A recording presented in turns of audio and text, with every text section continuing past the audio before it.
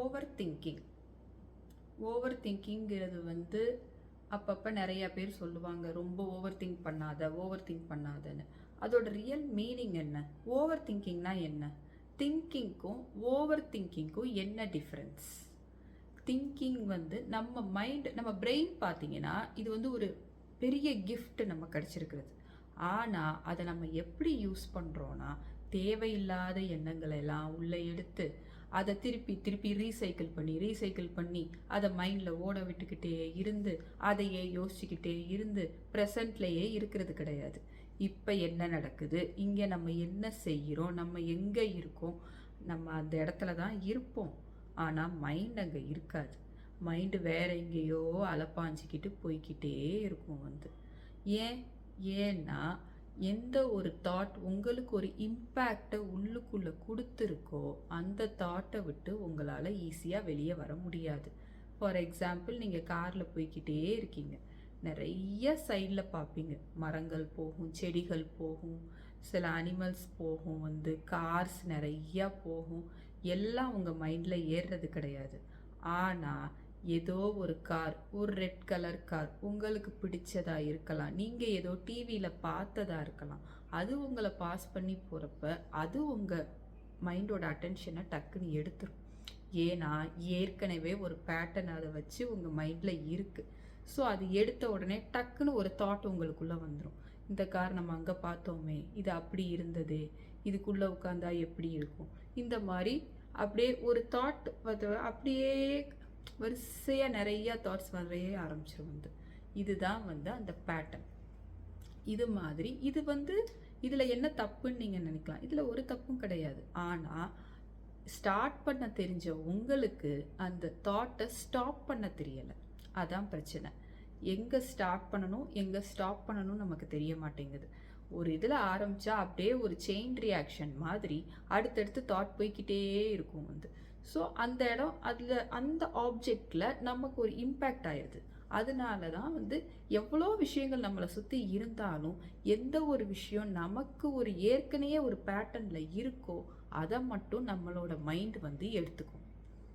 மற்ற எல்லாத்தையும் விட்டுரும். நீங்கள் ரோட்டில் போகிறப்ப இருக்கிற எல்லா மரமும் உங்கள் மைண்டில் ஏற போகிறது கிடையாது, எல்லா செடியும் உங்கள் மைண்டில் ஏற போகிறது கிடையாது. ஏதோ ஒன்று உங்களுக்கு ஒன்று பிடிச்சதா இருக்கும், இல்லைன்னா பிடிக்காததாக இருக்கும். அப்படி இருக்கிறது மட்டும்தான் உங்கள் மைண்டு வந்து ரெக்கக்னைஸ் பண்ணி அதை திருப்பி உள்ளே தூக்கி வைக்கும். இது எதனாலன்னா நம்ம வந்து வச்சுருக்கோம், இது எனக்கு பிடிக்கும், இது எனக்கு பிடிக்காது. இந்த மாதிரி நம்ம லைஃப்பில் நிறையா வச்சுருக்கோம். இந்த கலர் பிடிக்கும், இந்த ட்ரெஸ் பிடிக்கும், இந்த ஹேர் ஸ்டைல் தான் பிடிக்கும், இது பிடிக்கும், அது பிடிக்கும், நிறைய பிடிக்காதது இருக்கும். எனக்கு இதை சாப்பிட பிடிக்காது, இங்கே போக பிடிக்காது, இவங்க கூட இருக்க பிடிக்காது. இந்த மாதிரி பிடிக்கும் பிடிக்காதுன்னு நம்ம நிறையா க்ரியேட் பண்ணி வச்சிருக்கிறதுனால இந்த எதெல்லாம் பிடிக்குமோ அதெல்லாம் வர்றப்ப மைண்ட் அதை எடுத்துக்கும், எதெல்லாம் பிடிக்காதோ அது வர்றப்பையும் மைண்ட் எடுத்துக்கும். இதுதான் பிடிக்கும் இதான் பிடிக்காதுங்கிற நிலையை தாண்டி இருக்கிறதா நம்ம பார்க்குறப்ப இந்த எஃபெக்ட் வந்து இருக்காது. இதுதான் நான் செய்வேன், இதில் தான் எனக்கு செஞ்சாதான் பிடிக்கும், இதெல்லாம் எனக்கு பிடிக்காது அப்படி நம்ம முடிவு பண்ணிட்டோன்னா அந்த பிடிக்குது பிடிக்காது ரெண்டும் மைண்டில் வந்து தாட்ஸை வந்து நமக்கு அப்படியே பெருக்கிக்கிட்டே போய்கிட்டே இருக்கும்.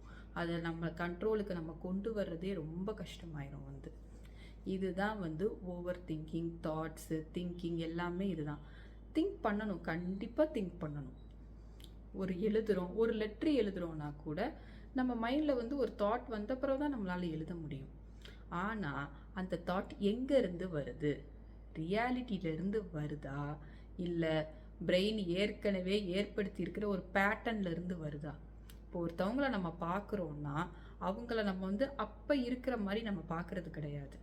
இதுக்கு முன்னாடி நடந்த மீட்டில் நீ என் கூட சண்டை போட்ட அந்த இம்பேக்டோட தான் இப்பயும் நான் உன்னைய பார்ப்பேன். இன்னைக்கு நமக்குள்ளே எந்த பிரச்சனை இல்லைனாலுமே அன்னைக்கு நீ அப்படி செஞ்சது எனக்கு பிடிக்கலை, ஸோ அந்த கண்ணோட தான் நான் உன்னைய பார்ப்பேன்னு இருக்கிறது தான் இது. இது வந்து நீங்கள் நினைக்கலாம் இது நார்மல் தானே, எல்லாரும் இப்படி தானே இருக்காங்கன்னு. நம்ம இப்போ சொல்கிறது தாட்ஸ், ஓவர் திங்கிங்லாம் ஏன் வருது, அதோட கோர் இதெல்லாம் வந்து. அப்போ கோரை சரி பண்ணாமல் நம்ம ஒன்றும் செய்ய முடியாது. இதுக்கு நிறைய மெத்தட்ஸ் இருக்குது, நிறையா டெக்னிக்ஸ் இருக்குது. இதெல்லாம் செஞ்சால் தான் இது வந்து டக்குன்னு ஓகே இப்போ நம்ம சொல்லிட்டோம் அதுலேருந்து நம்ம வெளியே வந்துருவோங்கிற மாதிரிலாம் வர முடியாது. இதை நீங்கள் எக்ஸ்பீரியன்ஸ் பண்ணி பாருங்கள், உங்களுக்கே தெரியும் இதெல்லாம் எவ்வளோ உண்மைங்கிறது. ஸோ இதை வந்து படிப்படியாக ஸ்டெப் பை ஸ்டெப்பாக தான் இந்த பேட்டர்ன்ஸ்லேருந்து வெளியே வர முடியும். இதில் வெளியே வந்துட்டோனாலே நமக்கு ரியாலிட்டி என்னன்னு தெரிஞ்சிடும். தேங்க்யூ.